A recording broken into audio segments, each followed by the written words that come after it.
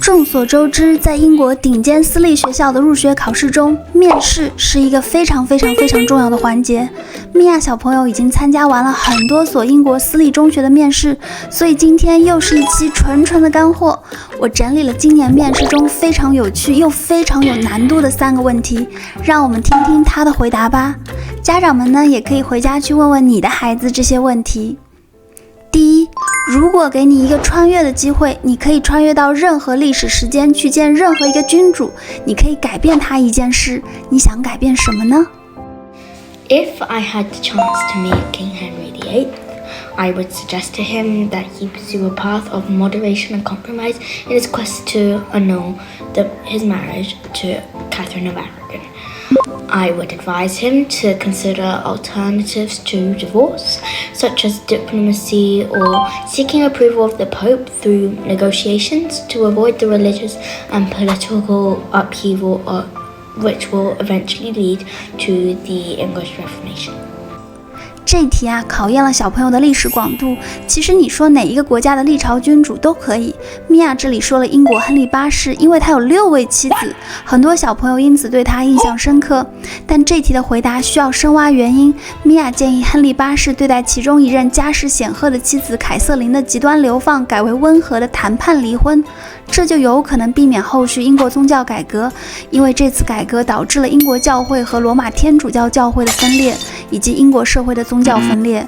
那时候有人支持新的英国国教，而其他人仍然坚持信仰天主教，所以最后这一步的升华是面试中至关重要的部分。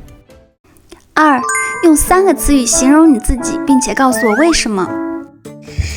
To describe myself in 3 words, I would be intelligent because I like reading books with good literature.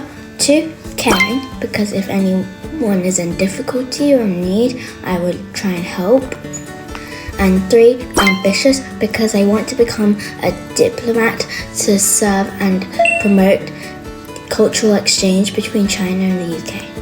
这题呢是小朋友对自己的一个评价，尽量选择积极正面的全人评价哦。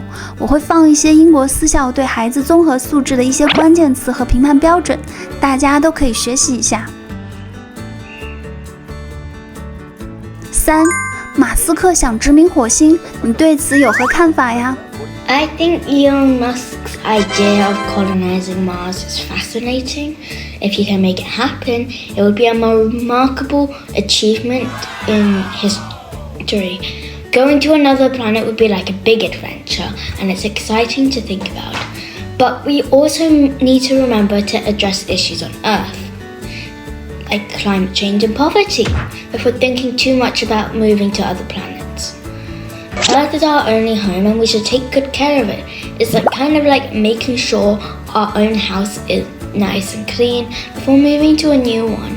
So exploring space is cool, but we have to remember to look after Earth too. 最后这题呢是开放性题目，答案天马行空，但要有缜密的逻辑，可以从正面反面同时去做一个评价，因为事物是多样性的。英国人常说 critical thinking， 批判性思维就是这个意思。对待任何问题，哪怕是马斯克想殖民火星，小朋友们都要保持独立分析思考和论证的能力哦。喜欢这类国外教育干货的朋友们，记得点赞、收藏、关注我哦。